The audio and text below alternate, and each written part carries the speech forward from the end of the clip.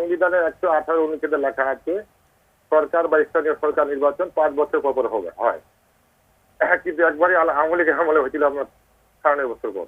কিন্তু আপনার কাছে আমার প্রশ্ন, সংবিধানের 126 অনুচ্ছেদে লেখা আছে নির্বাচনী কর্মকর্তা কর্মচারী রিটার্নিং অফিসার পুলিং অফিসার সরকারি রিটার্নিং অফিসার দায়িত্ব পালন করিবে, কিন্তু পালন না করলে কি হবে এটা কিন্তু আমার লেখা নেই। আমি যেহেতু সংবিধানের একজন ছাত্র, কিন্তু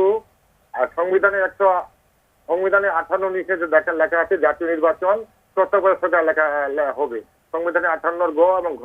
কিন্তু স্থানীয় সরকার নির্বাচনে যদি আপনারা সঠিকভাবে না করতে পারেন তাহলে কিন্তু বিএনপির পরেই বদনামটা পড়বে। আপনারা পরবর্তীতে স্থানীয় নির্বাচন কিভাবে করবেন? দর্শক যে প্রশ্নটি রেখেছে আমি তাকে স্পষ্ট ভাষায় বলতে চাই যে আপনি দেখবেন উনি বলেছে যে জাতীয় নির্বাচন যদি তত্ত্বাবধায়ক সরকার অধীনে স্থানীয় সরকার কি হবে। দেখেন ওই সময় কিন্তু বাংলাদেশে একটি নির্বাচিত সরকার ক্ষমতায় থাকে স্থানীয় সরকার নির্বাচনের সময়।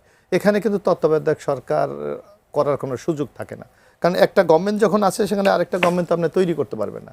কিন্তু দেখতে হবে যে ওই সরকারটা কি রোল প্লে করে।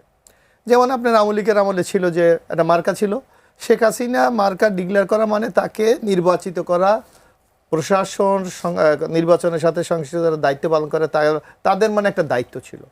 কিন্তু আমরা স্পষ্ট ভাষায় বলতে চাই, আমাদের নেতা তারেক রহমান স্পষ্ট ভাষায় বলেছে যে কোনো নির্বাচনে বিএনপি দলীয়ভাবে প্রার্থীও দেবে না এবং প্রভাবও বিস্তার করবে না, এবং নির্বাচন কমিশন এখন স্বাধীন। আমরা বিশ্বাস করি যে আগামী যে স্থানীয় সরকার নির্বাচন আগামী শীতকালে অনুষ্ঠিত হবে সেটা অবশ্যই নিরপেক্ষভাবে হবে, কারণ এই নির্বাচন নিরপেক্ষ করার জন্য ইতিমধ্যে দলীয় প্রতীক বাদ দিয়ে দেওয়া হয়েছে।